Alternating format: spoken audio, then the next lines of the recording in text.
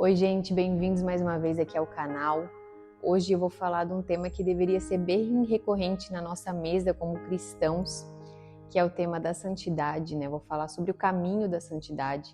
Esse assunto que, na verdade, deve abordar todas as áreas da nossa vida, mas hoje eu vou puxar para um ponto específico, que é o lado da sexualidade e relacionamento.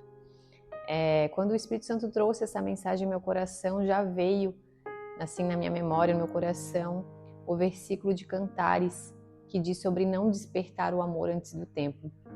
E se tem algo que a gente pode aprender, assim, lendo a Bíblia sempre, é que se o autor de um livro específico, ele usa várias vezes o mesmo conteúdo, o mesmo versículo, é porque ele está querendo chamar nossa atenção para algo.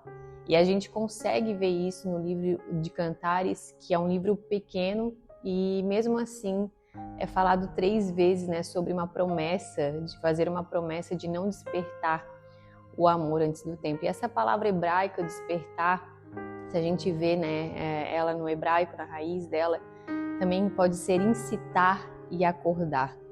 E isso veio muito de encontro com o que eu vivi assim na minha vida, e foi o que o Espírito Santo colocou no meu coração de compartilhar aqui hoje um pouco da minha história relacionado a isso e como isso tem a ver com a santidade, né? Porque quando nós estamos vivendo uma vida de entrega a Deus, essa parte de relacionamento e sexualidade, ela está diretamente ligada com isso, com a santidade, com a pureza, de como nós nos relacionamos com Deus, porque quanto mais pureza e santidade nós estamos, mais nós temos sensibilidade ao Espírito Santo, né?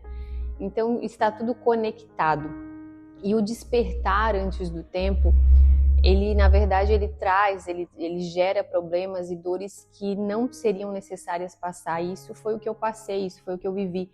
Hoje, biblicamente falando, né, eu entendo sobre o entendimento real desse versículo na minha vida mesmo, no que eu passei. E, sabe, eu cresci em lar cristão e ali na minha pré-adolescência, na verdade, infelizmente, eu não fui ensinada sobre alguns motivos de coisas que são importantes. Na verdade, fui ensinada da doutrina do não pode. E eu vejo isso muitas vezes como um grande problema, porque quando você só é falado aquilo que não pode e não o motivo, o para quê do não poder, né, digamos assim, por que tem um objetivo do não poder nas coisas que Deus estabelece, nós não conseguimos compreender e muitas vezes essa informação é uma informação que muitas vezes nos faz falta quando precisamos. E infelizmente, eu acabei me afastando dos caminhos de Deus por insatisfação com a igreja, acabei tendo problemas assim de tristeza com a igreja na época dali da adolescência, e isso juntou com aquela curiosidade do mundo, do que estava acontecendo ao meu redor, do que os meus amigos estavam vivendo. Porque até se você cresceu muitas vezes num lar cristão, você vai chegar a um determinado período da sua vida, você muito provavelmente se sentiu um peixe fora da água, né? Só que isso faz muita diferença na nossa maturidade espiritual. Hoje é muito bom ser um peixe fora da água se comparado ao mundo, ao padrão do mundo, mas quando nós somos adolescentes, nós não temos as nossas raízes profundas no relacionamento com Deus e nós só recebemos doutrinas do não pode e não aquilo explicando aos nossos corações o motivo das regras, dos preceitos de Deus mesmo, né? Nós acabamos não compreendendo, às vezes até podemos ser ensinados, mas a falta de maturidade nos faz, às vezes, ir por caminhos opostos. Mas voltando assim, esse versículo, como eu falei, quando a gente desperta algo do tempo, a gente é levado a quebras e dores desnecessárias. E às vezes não necessariamente veio um despertamento muito cedo, por vontade própria, por buscarmos aquilo, sabe? Mas às vezes, infelizmente, acontece por um despertamento que foi causado por outra pessoa. O que a gente vê muito assim, cuidando na igreja, infelizmente, são despertamentos que foram causados muitas vezes por abuso sexual, ou não necessariamente com o toque físico em si, mas levando as pessoas, né, ao adolescente, à criança, acessarem conteúdos, cenas explícitas de relação sexual, e aquilo vai causando despertamento. E às vezes não de forma explícita, mas as próprias novelas, né? Aqui no Brasil a gente tinha muito a cultura da novela, e as novelas tinham cenas muito íntimas e não necessariamente com tudo à mostra, como se fala, mas aquilo já poderia causar um despertamento que não era para acontecer, né? E na nossa, muitas vezes, imaturidade dos nossos pais, e conhecimento de como aquilo na verdade afetava, uma geração foi despertada antes do tempo para uma área que não deveria ser despertada. E como eu falei, às vezes não é culpa da própria pessoa, às vezes foi algo que foi causado. Mas independente de como foi, o Senhor, Ele restaura todas as coisas, né? Eu costumo falar assim, que eu tive esse despertamento muito cedo, eu tive o primeiro namorado muito cedo, com 16 anos de idade. Hoje em dia se normalizou isso, né? Pré-adolescentes, adolescentes namorando e algo que hoje a gente olha assim e com entendimento espiritual e emocional, a gente pensa, não tem maturidade para isso, não deveriam estar pensando nisso agora, mas se foi normalizado, né? Foi algo normalizado. E na verdade aí nós vemos o resultado disso numa geração que é emocionalmente doente, emocionalmente carente, né? E sempre busca e relacionamento atrás de relacionamento, e foi o que eu vivi também. Então, assim, esse despertar antes do tempo, primeiro relacionamento muito cedo, e depois uma quebra, rejeição, e daí já um envolvimento, e aquilo da questão da carne acima, né? Afastada dos caminhos do Senhor, como eu estava, e deixando de lado os preceitos, o que o Deus tinha para mim realmente, um envolvimento atrás do outro, então que foi levado ao noivado, ao casamento, e nesse noivado, casamento, 12 anos, e que levou a dores que eu não precisaria passar. Hoje, como eu falo, assim, Deus, Ele não perde nada, né? Ele não perde as nossas dores, amado, Ele não vai perder. Mas não teria sido necessário passar por aquilo. Hoje o Senhor, pela misericórdia, pela graça dEle, essas dores que eu passei são usadas para acompanhar pessoas, para discipular pessoas, para entender a dor do próximo. Só que hoje, quando nós estamos discipulando, eu já penso nisso assim, eu não quero que quem eu estou cuidando passe por essa dor desnecessária que eu passei. Então você já discipula levando aquela dor como ensinamento. É claro que Deus, Ele é um Deus também que nos permite vales e desertos, que às vezes que Ele mesmo conduz a um deserto e nos ensina através da dor, mas tem dores que são desnecessárias porque nós mesmos nos causamos. E essa área em que a gente está falando de santidade, relacionamento e corpo, sexualidade, é uma dor desnecessária. É uma quebra desnecessária da alma, muitas vezes, né, da identidade, porque a dor que o Senhor nos conduz e nos permite muitas vezes que nós passemos, gente, ela não, de forma nenhuma, vai quebrar aquilo que é contra o seu caráter, que é um caráter santo, né? A palavra de Deus, ela nos leva neste lugar em que nós almejamos ter um caráter de Cristo, e Cristo é santo, enfim, né, a sua divindade. Mas as nossas dores, pelo contrário, quando a gente se envolve nesse lugar, muitas vezes é um lugar fora da santidade. E são as dores desnecessárias, são as dores que a gente, como eu falei, geram quebras de identidade, como eu passei, não sabia quem eu era, porque um envolvimento atrás do outro, na verdade, você não sabe quem você é, porque você vive atrás de suprir uma necessidade interior, uma carência interior, aquilo que é da sua carne, quando a sua carne pede algo. E quando eu passei por essa quebra e um divórcio, eu briguei muito com Deus, eu falo assim, sabe? Eu já estava conectada com Deus de volta, e eu tinha, naquele momento assim, colocando todas as minhas dores diante de Deus, eu brigando com Deus, falando, Deus, por que tu permitiu isso? E eu lembro que o Espírito Santo me questionar me levou de volta ao centro de todas as coisas. A gente vê, né, nas passagens bíblicas, quando Jesus muitas vezes devolve uma pergunta com outra pergunta que nos leva à reflexão. E o Espírito Santo fez comigo a mesma coisa naquele momento em que eu questionava a Deus por que eu estava passando por aquela dor, daquela quebra. E o Espírito Santo perguntou se eu tinha perguntado a vontade dele. Se em algum momento da minha vida eu tinha perguntado se aquela era a vontade de Deus para minha vida.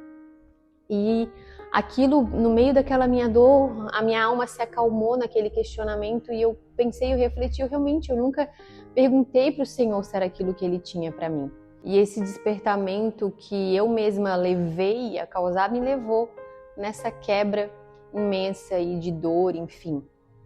Só que, como eu falo, o Senhor, Ele realinha todas as coisas quando nós nos colocamos debaixo da vontade dEle. Ele nos cura, Ele nos sara, refaz todas as coisas. Quando você vai para esse lugar em que você se coloca diante de Deus e você quer fazer a vontade dEle, eu lembro que quando eu me divorciei, eu sentei na frente da pastora que estava me cuidando e ela falou uma coisa para mim que naquela época parecia irreal. Ela falou: Miriam, se eu fosse tu, eu tiraria um ano sabático para pensar sobre relacionamento e olhar para ti nesse momento. E eu lembro que aquilo para mim era tão irreal que eu balançava a cabeça assim, mas dentro de mim eu estava pensando: nossa, essa mulher é maluca, como assim? E eu já tinha recebido, né, uma promessa do Senhor sobre minha casa, minha família, meus filhos. Eu falei: não, eu quero casar, eu quero ter filho. Como assim um ano? Né? O que é espera? E hoje em dia, gente, quando alguém olha para mim e pergunta, às vezes até sem entender, mas Miriam, como que tu vive assim? Como que vive sem ter ninguém? E hoje, gente, eu não julgo, porque eu fui essa pessoa, de olhar assim, como que alguém está sem alguém do lado? E isso é tão triste, porque isso é falta de identidade, isso é falta de entendimento, principalmente da paternidade de Deus. E isso é falta de entendimento do amor de Deus. E quando eu decidi, eu pensei, não, vou escutar o conselho dela. Vou escutar o conselho dela e mergulhei no meu relacionamento com Deus, assim, falando para Deus me tratar, me curar, mesmo sem entender, mesmo sem saber lidar com aquele processo.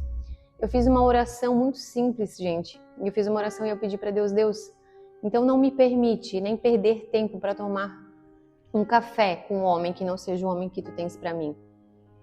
Me livra, Senhor, disso, porque o meu tempo é o teu tempo e eu quero usar ele totalmente para o reino.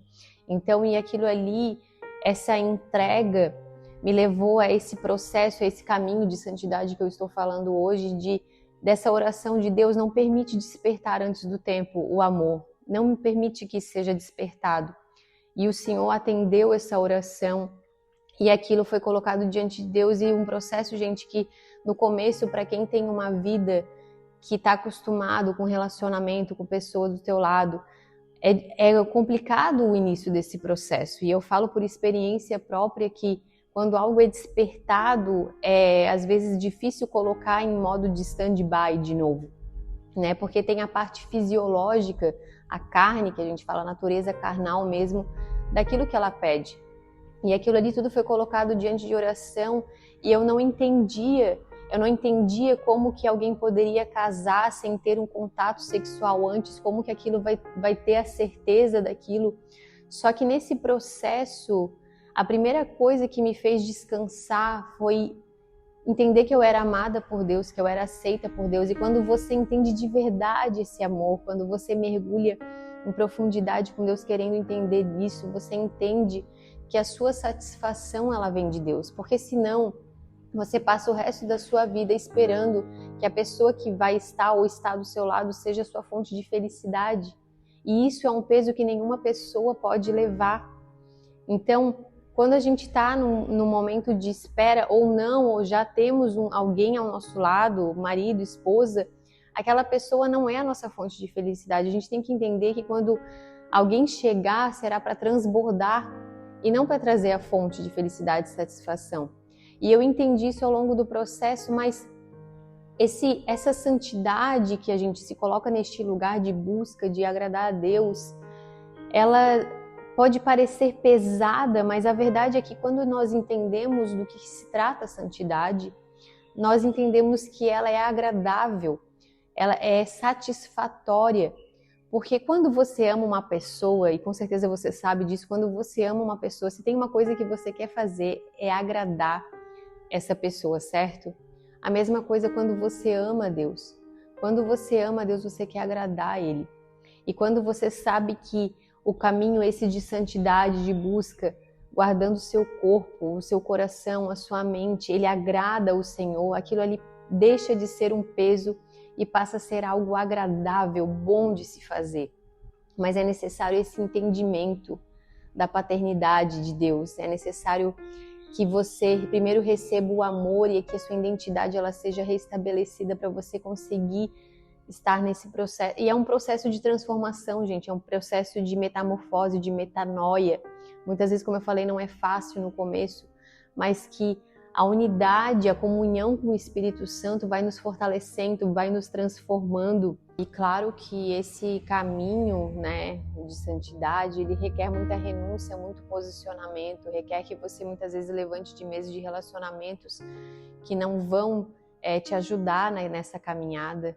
É impossível, gente, você sentar numa mesa, sabe, e você tomar veneno e não ser envenenado. Então, tem coisas nesse caminho de santidade que vão nos requerer renúncia a todo momento. E sabe, como eu falei, eu tinha essa falta de entendimento. Como pode você ter a certeza de que é uma pessoa que Deus tem para você e sem experimentar, sem ter aquilo ali, né? Sem tocar, sem ter esse contato sexual antes, e não entrava isso na minha mente. E aí o Senhor foi me levando nesse lugar de confiança a Deus. E eu queria compartilhar com você um versículo que fala sobre, o Provérbios 3, versículos 5 e 6, que diz: confia no Senhor de todo o teu coração e não te estribes no teu próprio entendimento. Reconhece-o em todos os teus caminhos e ele endireitará as tuas veredas. A palavra estribar-se, ela significa se apoiar, confiar, depender. Então a palavra de Deus, ela fala para a gente não depender do nosso próprio entendimento. E algo muito importante que eu quero citar aqui sobre como você vai ter certeza, né? E a verdade é que o Espírito Santo, ele fala, gente, ele é o conselheiro, o auxiliador, aquele que nós chamamos de paracletos, que anda do nosso lado. E muitas vezes a gente consulta o Espírito Santo para tudo na nossa vida, mas eu vejo que no meio cristão as pessoas muitas vezes deixam de lado para a segunda maior escolha da sua vida, que é quem vai estar do seu lado. Sim, né? A primeira maior escolha da nossa vida é nós termos Jesus como nosso Senhor e Salvador, nós amarmos a Deus acima de todas as coisas. E a segunda decisão mais importante que você pode ter na sua vida é quem vai estar no seu lado, compartilhando essa vida até Cristo volte. E aí você acha mesmo que Deus, o soberano, o conselheiro que foi enviado para você, ele não vai te direcionar na segunda maior escolha da sua vida? E nós vemos isso biblicamente. Eu gosto muito da história de Rebeca e Isaac, quando o servo é enviado para achar uma esposa para Isaac. E eu vejo isso como o envio do Espírito Santo à nossa frente, porque Isaac poderia ter ido buscar a esposa, gente. Ele poderia ter ido lá ver a terra, olhar quem é a minha esposa, mas não foi o servo que foi, né? E o servo ali recebeu de quem era a esposa a confirmação, e ela vendo aquilo ali tudo, também vendo a história, vendo que aquilo vinha de Deus, ela aceitou e por isso ela foi amada. Então, nós vemos aí o servo como, quando nós permitimos que o Espírito Santo vá à frente, ele mostre quem que é. Então isso é muito profundo, porque nós vemos que Deus, ele tem alguém para alguém no sentido de propósito. Nós vemos na Bíblia que Deus é um Deus de família, que Deus é um Deus que é um Deus de gerações, isso é falado na Bíblia. Mas sabe qual é o grande problema que eu vejo no meio cristão hoje? As pessoas têm falta de missão em relação ao seu relacionamento, e isso está diretamente ligado com santidade, porque quando as pessoas colocam a busca de um relacionamento, e a gente vê isso de forma desenfreada dentro das igrejas, porque eu quero casar, porque eu quero ter filho, não tem nada errado você querer isso, mas a reflexão que eu quero te levar hoje é: por que você quer casar? Por que você quer ter filhos?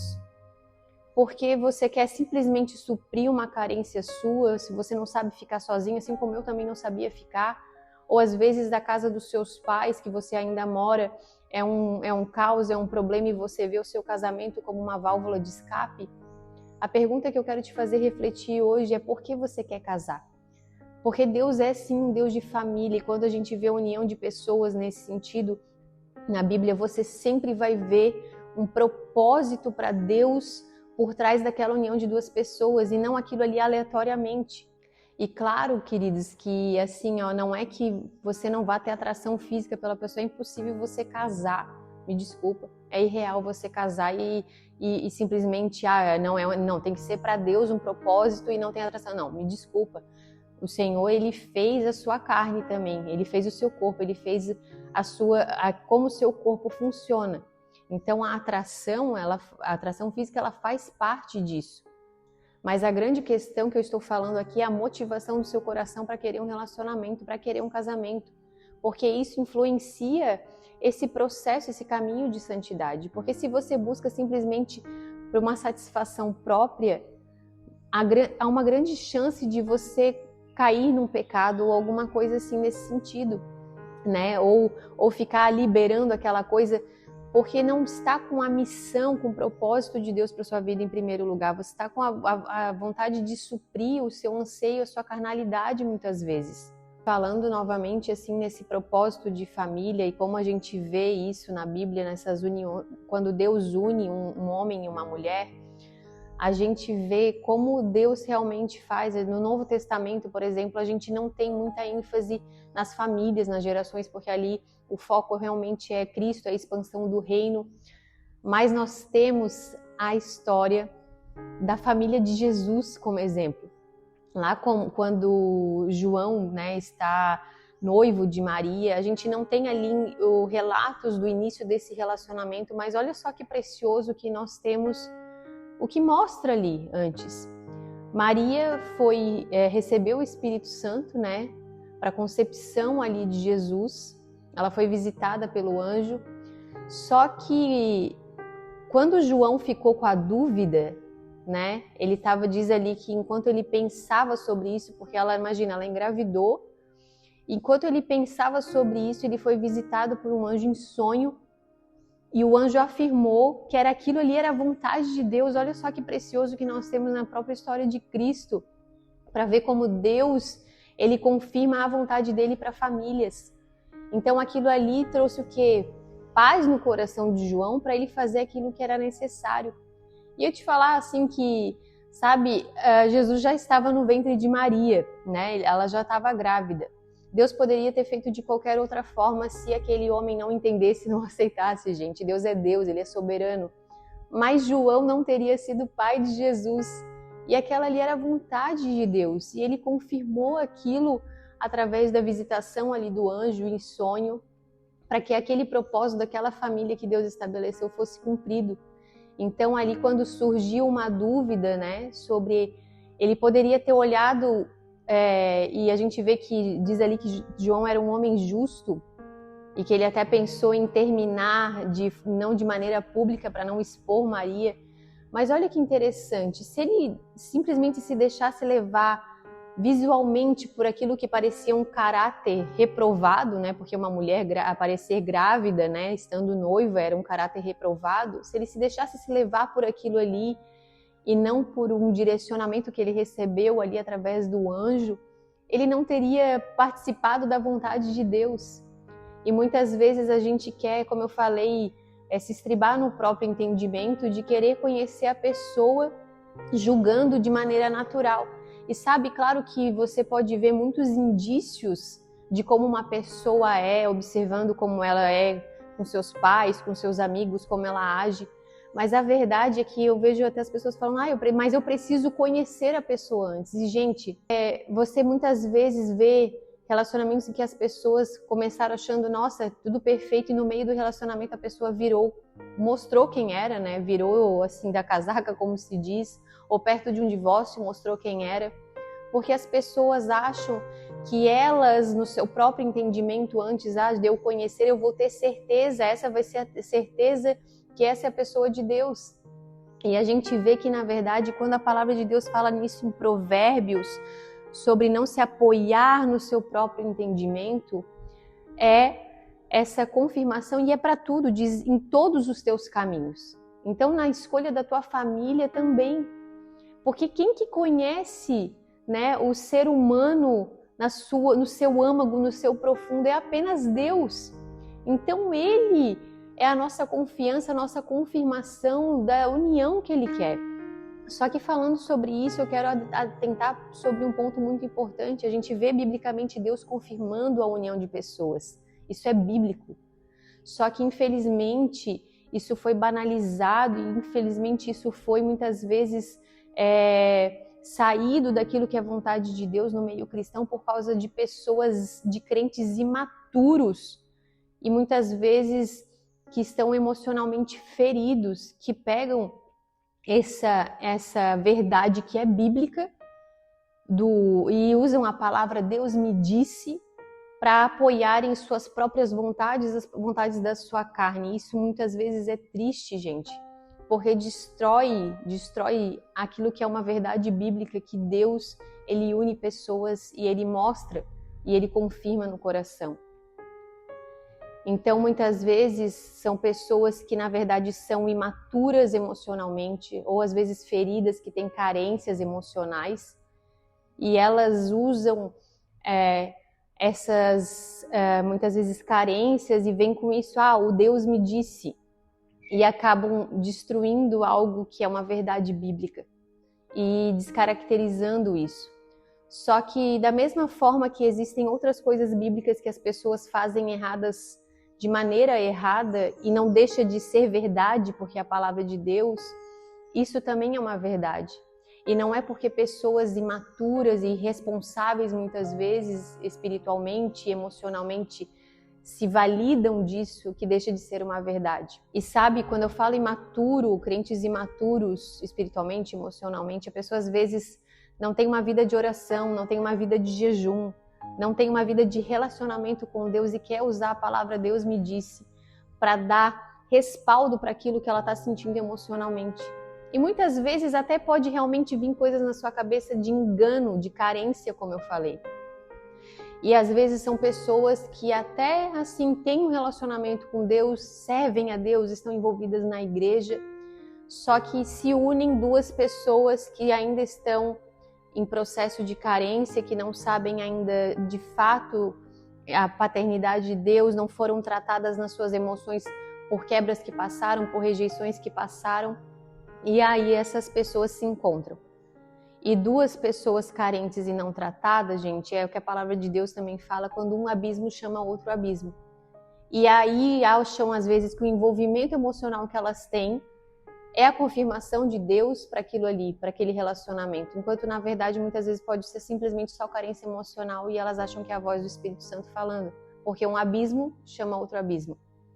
Só que é isso que eu falo. A imaturidade das pessoas, ou a forma como elas lidam de maneira errada com uma verdade que é bíblica, não faz com que aquela verdade deixe de ser verdade. E o que nós precisamos voltar é a profundidade do relacionamento com Deus e colocar Ele em primeiro lugar, para que as demais coisas sejam acrescentadas.